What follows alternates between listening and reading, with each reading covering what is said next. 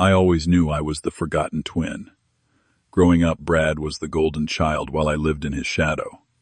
We looked identical, but our treatment couldn't have been more different. I never imagined he would betray me by sleeping with Allison, my girlfriend of 3 years.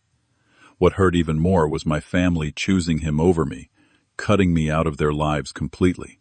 8 years of silence later, they suddenly want to reconnect, but their reasons make my skin crawl. I built a life without them, and now they want back in. Before I tell you how my own blood turned their backs on me, and why I refuse to let them back in, drop a comment telling me where you're watching from and hit subscribe if you want more stories about standing your ground. Growing up in suburban Chicago, being an identical twin meant I was never just Chad. I was always Chad and Brad, or more accurately, Brad and Chad, since my brother always came first in everyone's eyes. From the beginning, Brad had this magnetic charisma that drew people to him. He excelled at football, basketball, and track, bringing home trophies that our parents proudly displayed in the living room showcase. Meanwhile, my academic achievements collected dust in a drawer in my bedroom. Our parents never tried to hide their favoritism. Dad would spend weekends coaching Brad's teams while I was told to find my own rides to science competitions. Mom would cook Brad's favorite meals before his games, but tell me to make a sandwich when I studied late for AP exams. When report cards came, my straight A's would get a cursory nod while Brad's passing C's were celebrated with trips to the local steakhouse. I remember when we were 14, Brad accidentally broke Mom's favorite crystal vase while roughhousing with his friends. Without hesitation, he blamed me. Despite being in the library at the time, my parents grounded me for 2 weeks. Brad didn't even thank me for taking the fall, just smirked when our parents weren't looking. This pattern repeated throughout our childhood, creating a rift between us that only I seemed to notice. When we got our driver's licenses at 16, Dad bought Brad a used but sporty Camaro for their football star. I got to drive Mom's old station wagon when she wasn't using it, despite having a 4.0 GPA and a part-time job saving for college.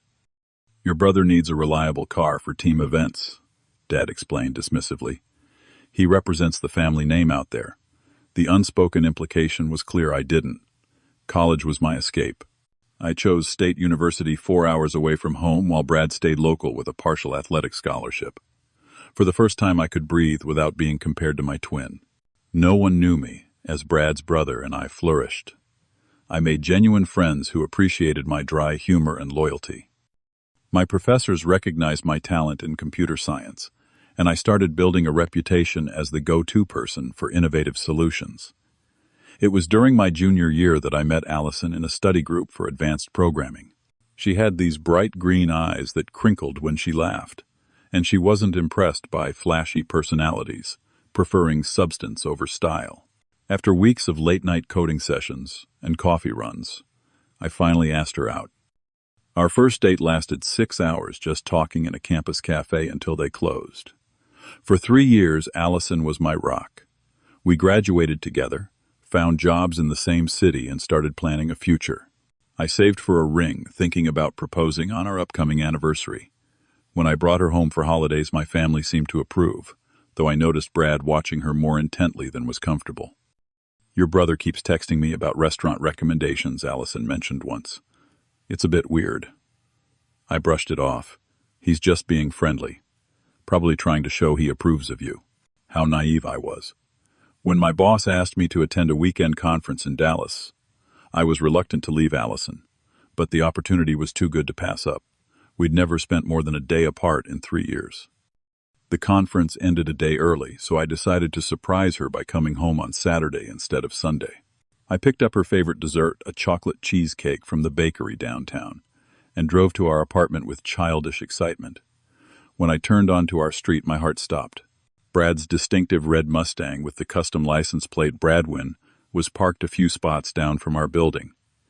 Maybe he was just visiting, I told myself. Maybe he happened to be in town and stopped by to see Allison since I wasn't home.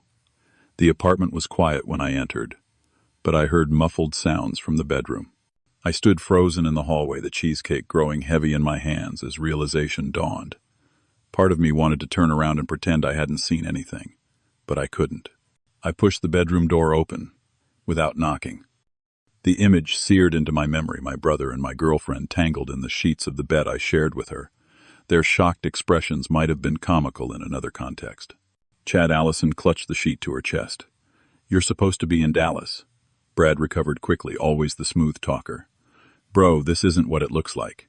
I laughed, a hollow sound that scared even me. "Really?" "Because it looks like my twin brother is sleeping with my girlfriend in our bed." "You've been so distant lately," Allison stammered. "Always working, barely present even when you're home. Brad and I just connected and it just happened. Just happened. In our home. In our bed." My voice remained eerily calm as I set the cheesecake down on the dresser. "How long has this been going on?" Their exchanged glance told me everything. "You're so emotionally unavailable," Brad had the audacity to say. "Allison needs someone who can be present, who understands her needs." "We didn't want to hurt you, but these feelings are real." I looked at the two people I trusted most in the world, feeling something break irreparably inside me. Without another word, I turned and walked out, ignoring their calls. I spent the night driving aimlessly, eventually checking into a motel, where I stared at the ceiling until dawn, my entire life, unraveling thread by thread. The next morning, with eyes swollen and mind numb, I called my parents. If there was ever a time I needed family support, it was now. Mom answered, her voice bright until she heard my broken hello. "Chad, what's wrong, honey?" I choked out the story, each word like glass in my throat. The long silence that followed should have been my first warning. Well, she finally said, "I'm sure there's more to the story. Come over for dinner tonight, and we'll sort this out. Brad is coming too." Something in her tone made my stomach sink, but I agreed. I needed my family now more than ever. That evening, I arrived at my childhood home to find not just my parents and Brad, but also my grandparents, aunt and uncle, and two cousins. Brad sat in Dad's favorite armchair, looking appropriately somber, but with an unmistakable glint of triumph in his eyes. "We thought we should handle this as a family," Dad explained, gesturing for me to sit across from Brad. What followed was the most surreal 2 hours of my life. Brad spoke first, spinning a tale of how Allison had been unhappy for months, confiding in him about my neglect. How he had tried to give her advice as a friend to help save our relationship. How feelings developed unexpectedly, and they had fought against their attraction until they couldn't anymore. "I never meant to hurt you, bro," he concluded, a perfect tear tracking down his cheek. "But what Allison and I have is real. I've never felt this way before." I looked around the room, waiting for someone, anyone, to call out this obvious manipulation. Instead, I saw sympathetic nods directed at Brad. Mom said gently, "You have always been so focused on your work. Maybe if you had paid more attention to Allison's needs, this wouldn't have happened." "Are you serious right now?" I stood up, disbelieving. "He slept with my girlfriend of 3 years in my bed behind my back. And you're blaming me," Grandma tutted. "Nobody's perfect, dear. Allison is such a lovely girl. We'd hate to lose her from the family." Uncle Rick chimed in.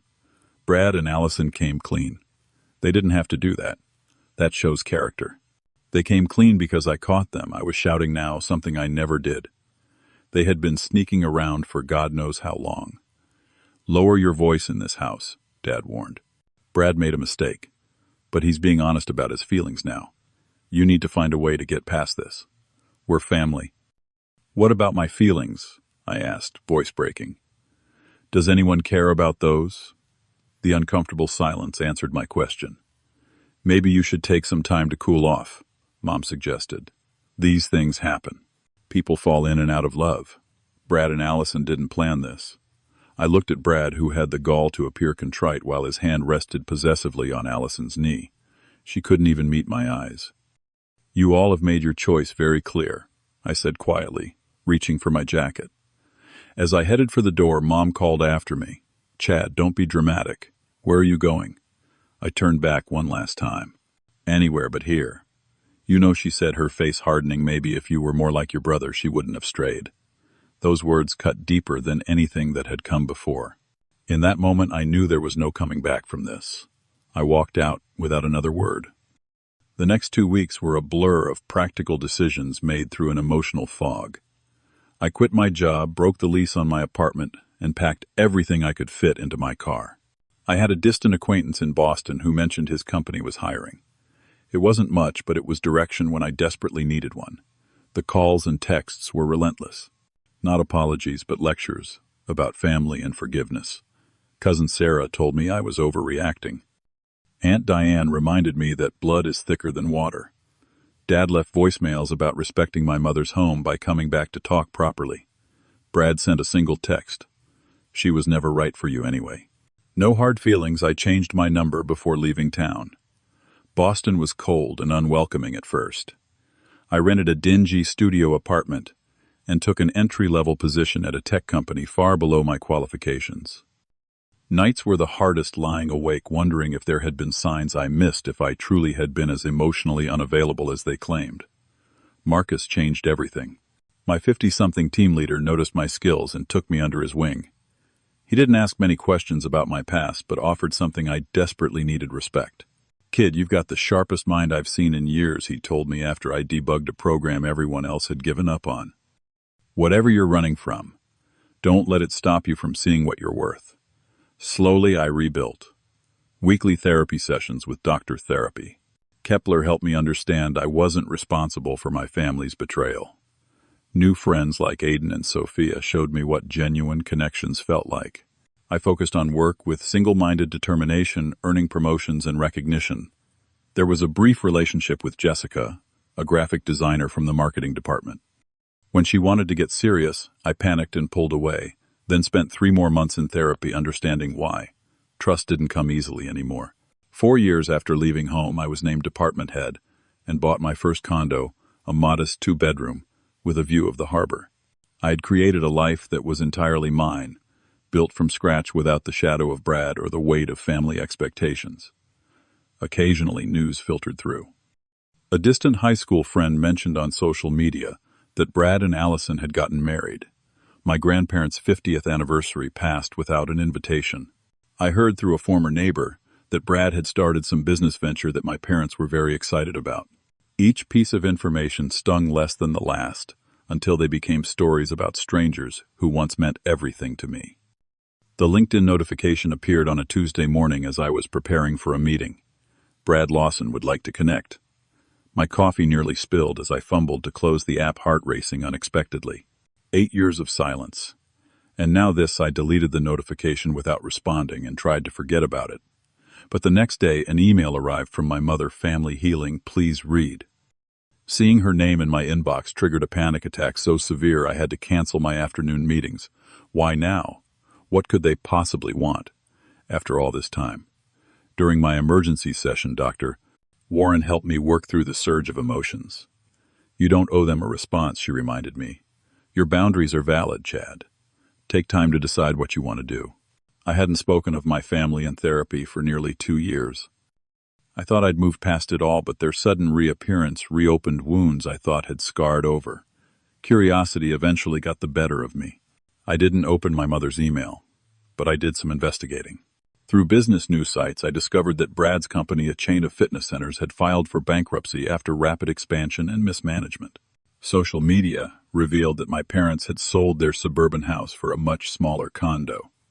And most surprisingly, a mutual connection mentioned that Brad and Allison had divorced 3 years earlier with rumors of Brad's infidelity. The pieces were falling into place when my phone lit up with a text from a number I didn't recognize. "Chad, it's Aunt Susan. Please call me. It's important." Against my better judgment, I did.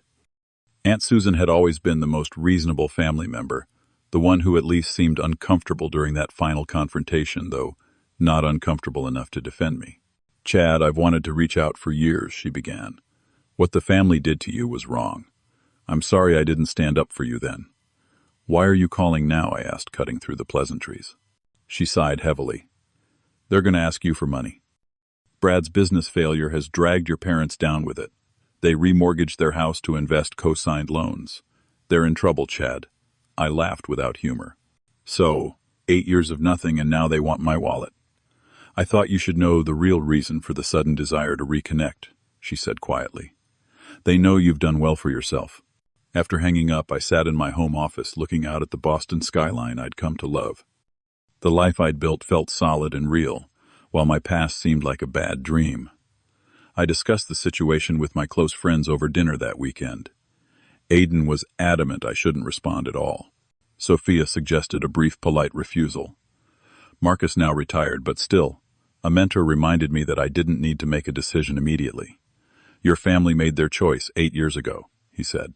You don't owe them rescue now. The universe wasn't done with surprises. The following Tuesday, I was grabbing coffee before work when I heard a familiar voice order a vanilla latte. Allison stood at the counter, her hair shorter than I remembered, but her green eyes unchanged. She spotted me before I could leave. Chad. The shock in her voice seemed genuine. Oh my God, I heard you moved to Boston, but what are the chances? An awkward coffee turned into an unexpected conversation. She apologized, profusely, tears streaming down her face in the corner of the busy cafe. I've wanted to say sorry for years, but I didn't know how to find you, she said, twisting a napkin between her fingers. What we did was unforgivable. I felt strangely detached, like we were discussing characters in a movie rather than our own past. Why did you marry him? She looked down. Brad has a way of making you believe what he wants you to believe. He convinced me you never really loved me, that we were destiny. It took years to see the pattern. You weren't the first friend whose girlfriend he pursued. And I wasn't the last woman he cheated on. She looked up, eyes red. He targeted what you loved most. He always has. Her words crystallized something I'd felt but never fully articulated. Brad's betrayal wasn't a matter of uncontrollable passion. It was calculated. He wanted what I had because it was mine. The final confirmation came from cousin Michael, who emailed to catch up but eventually revealed the family's plan to ask me for a 6-figure loan to bail out both Brad and my parents. They figure you owe the family, he wrote, apparently not seeing the irony. I crafted a clear, concise email to my mother with the entire family included. I've built a life without your support. I will not use the fruits of that life to rescue the people who abandoned me when I needed them most. Please do not contact me again. Brad's response came within minutes, a tirade of accusations about my selfishness and lack of family loyalty. My parents followed with a message calling me heartless and ungrateful, reminding me of all they'd sacrificed to raise me. Not a word of apology, not a hint of understanding. It was all the confirmation I needed. 8 years ago, I left Chicago with a broken heart and shattered trust. I questioned my worth and blamed myself for not being enough. Today, I am whole on my own terms. The email exchange with my family brought unexpected closure, confirmation that I'd made the right choice in staying away. I feel a complex mix of emotions, relief that I'm no longer vulnerable to their manipulation, sadness for the family bonds that never truly existed, and gratitude for the life I've created in their absence. The painful irony is that their rejection forced me to become stronger than I ever would have been with their conditional love. 6 months after their attempted reconnection, I received one last email from Aunt Susan telling me my parents had sold their condo to cover Brad's debts. She respected my decision to keep my distance, but wanted me to know she was there if I ever changed my mind. I appreciated her respect for my boundaries but had no intention of changing course. In a strange way, I have Brad and my parents to thank for the man I've become. Without their betrayal, I might never have left my comfort zone, might never have discovered my resilience, might never have built a life solely on my own terms. I might never have met Rachel, the brilliant architect I've been dating for the past year, who understands my complicated history and loves me not despite it, but as an integral part of who I am. Last month, for my 32nd birthday, I hosted a dinner for my chosen family, Marcus and his wife Aiden and Sophia, my team from work Rachel, and a few other close friends who have shown me what unconditional support actually looks like. Looking around that table, I realized I wasn't missing anything by not having blood relatives present. I've started mentoring young tech professionals from difficult backgrounds, particularly those estranged from family. I know firsthand how challenging it is to navigate career and life without the support system others take for granted. If my experience can help someone else feel less alone, then some good has come from the pain. The most valuable lesson I've learned is that real family supports you when you're at your lowest, not just when it's convenient or when they need something from you. Real family respects your boundaries and values your happiness. Real family doesn't have to share your DNA.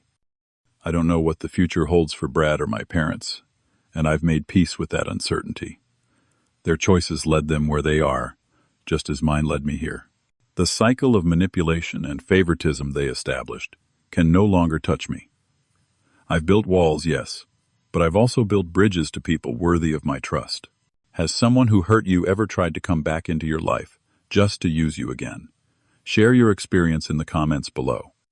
I read every single one of your stories, and they remind me we're not alone in these complicated journeys. Don't forget to like this video if it resonated with you. Subscribe to my channel for more stories about choosing yourself when others won't, and share with someone who might need to hear that it's okay to maintain boundaries with family. Thank you for listening to my story. And remember, sometimes the family we create matters more than the one we're born into.